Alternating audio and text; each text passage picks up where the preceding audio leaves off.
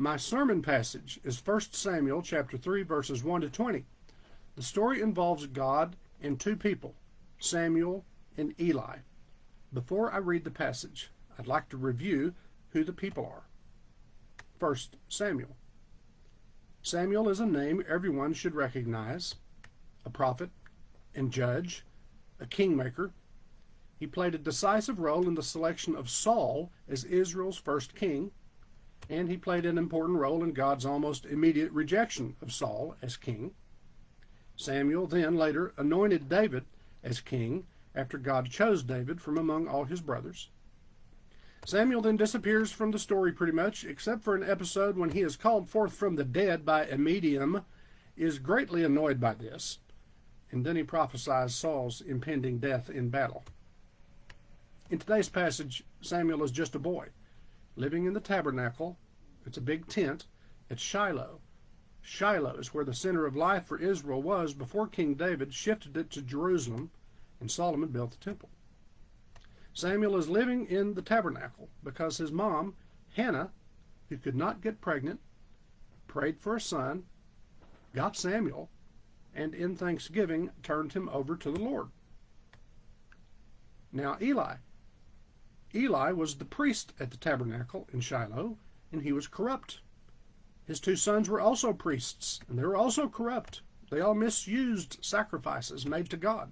And the sons slept around with poor, vulnerable women they picked up at the entrance to the tabernacle. Slept around is putting it mildly. They abused women, and their father Eli turned the other way. In our passage, God's judgment of the Eli priestly family is impending. And in fact, they all die in the next few chapters. The Philistines win a decisive battle and run off with the Ark of the Covenant. But in our passage, although Eli has lost his moral authority, he is still young Samuel's mentor. In the bigger picture, which Eli might not realize, Samuel is being raised and trained and groomed to be his replacement. And now to the passage and the call of Samuel. 1 Samuel 3, 1 to 20.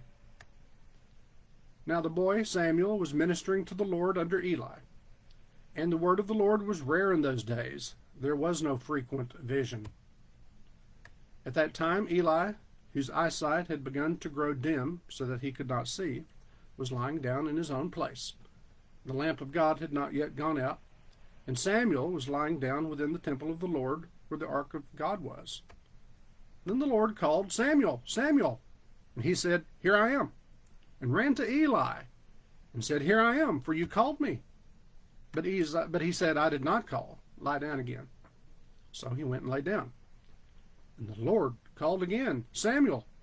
And Samuel arose and went to Eli and said, "Here I am, for you called me." But he said, "I did not call, my son. Lie down again." Now Samuel did not yet know the Lord, and the word of the Lord had not yet been revealed to him.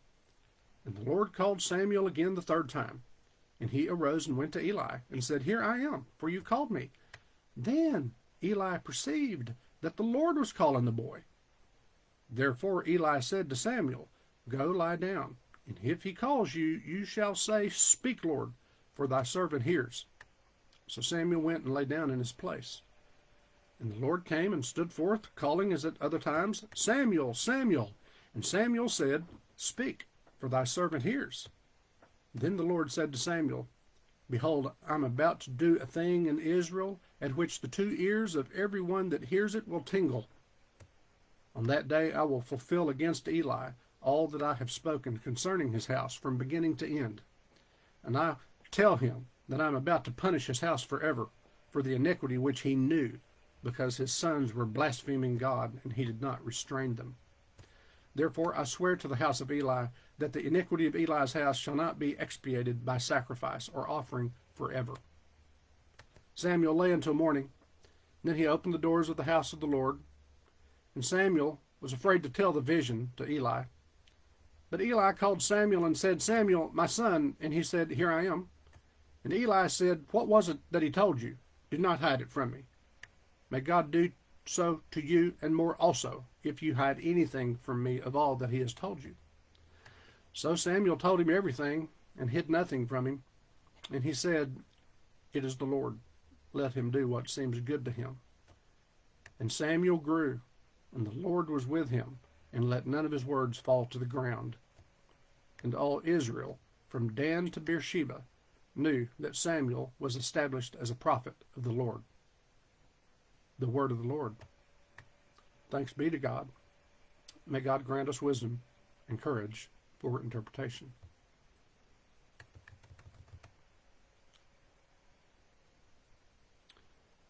The story of God's calling of Samuel is a complicated one, with complex characters who have complex relationships among themselves and with God. Family relationships are especially conflicted, especially between parent and child. And someone has pointed out that not only relationships but individuals are complex in this story. Carol Grizzard is a professor, and she points out that throughout the books of 1 Samuel and 2 Samuel, some of the most sympathetic characters have terrible flaws, while those who are weakest and do the most damage are not stereotypical villains, but recognizable people with understandable motives. That alone is reason enough to study these books. It sounds like real life and real people to me. 1,000 points could be drawn from this passage. One, I just have 3 points. Number one, you've probably heard it said that God doesn't call the qualified, that God qualifies the called. Well, sometimes God calls the immature, like Samuel, and the spent, even the corrupt, like Eli. Despite his failures, God used Eli to help raise up Samuel, whose first prophetic task was to pass along God's condemnation of Eli as part of the bigger picture. Verse 11 says, "The Lord said to Samuel, Behold, I am about to do a thing in Israel at which the ears of everyone that hears it will tingle." The thing God is doing is preparing for Israel's huge paradigm shift from living under judges who, remember, were more like tribal chiefs, from living under judges to living under a monarchy, King Saul, and then King David, and the rest. And it's all getting going in this scene in the tabernacle at Shiloh with little Samuel, first hearing God's call, and slovenly old Eli, foggy of mind and corrupt of heart, who still manages, finally, to realize what's going on. God may be through with the corrupt house of Eli, but God is not through with Eli just yet. A transition is underway. Not an abrupt break, but a transition from Samuel to Eli, and from priests and judges or chiefs to kings. God is squeezing every bit of use out of Eli, whether or not Eli likes it or even knows it. Which is probably why Psalm 139 is paired with this passage in the lectionary.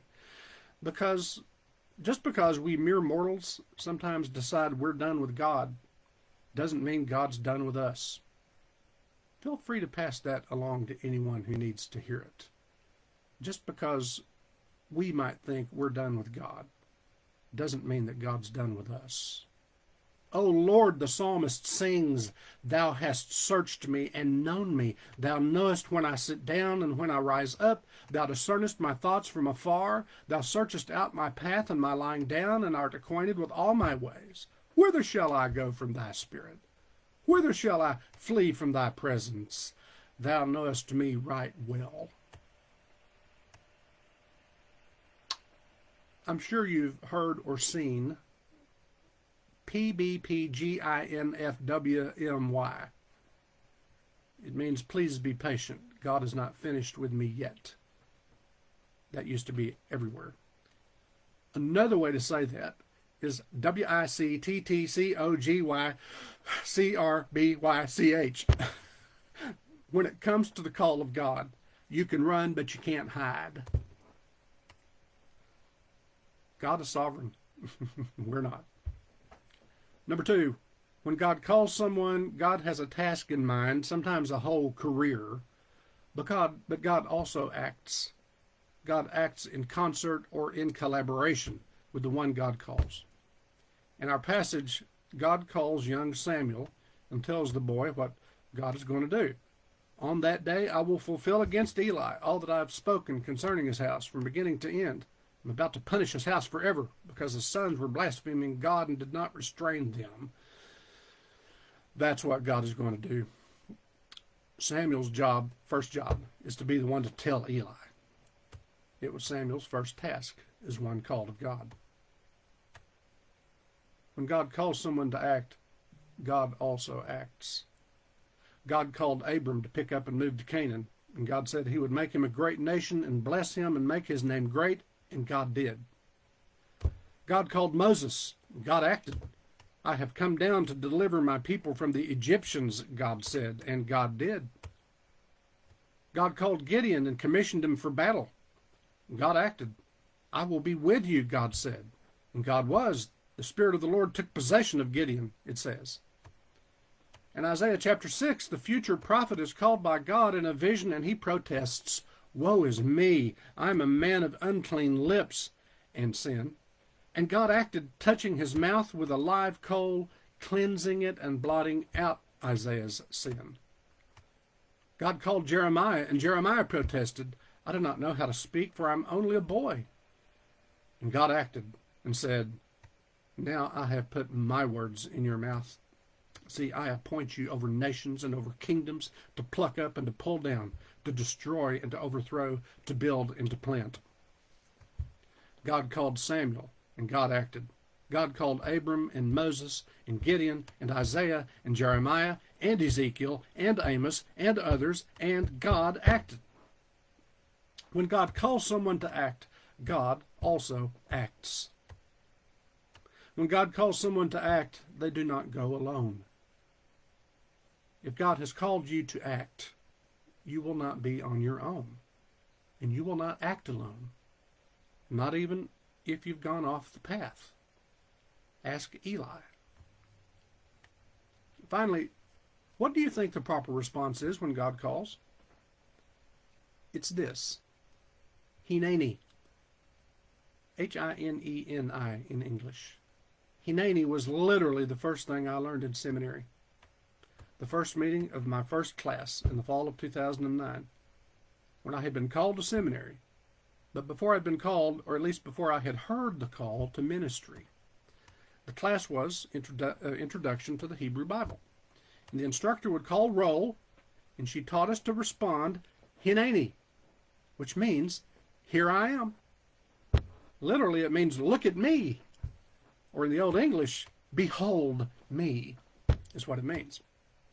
But when God called to Moses from the bush that fire could not consume Moses, he said, Hineni, here I am. After Isaiah's lips had been cleansed and his sin blotted out, he said, I heard the voice of the Lord saying, "Whom shall I send, and who will go?" And I said, Hineni, here I am, send me.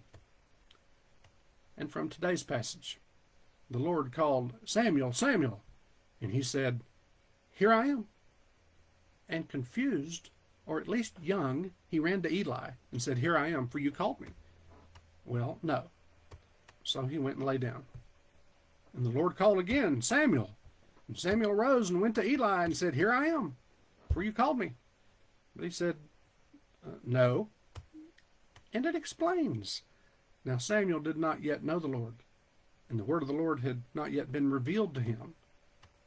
And the Lord called Samuel again the third time, and he arose and went to Eli and said, Here I am, for you called me. Then Eli, despite his corruption, despite his indifference, Eli could not help but perceive that the Lord was calling the boy.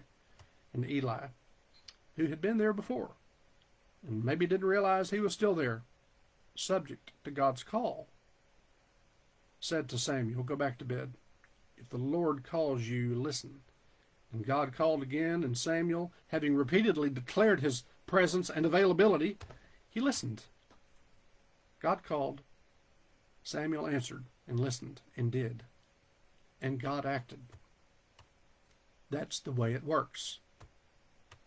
Listen for God's call, y'all, and answer it, and watch, for God will act. Let us pray. It's a short prayer by Walter Brueggemann.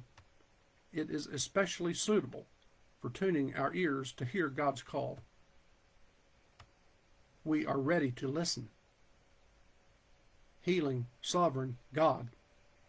Overmatch our resistant ears with your transforming speech. Penetrate our jadedness and fatigue. Touch our yearnings by your words. Through your out loudness, draw us closer to you. We are ready to listen. Amen.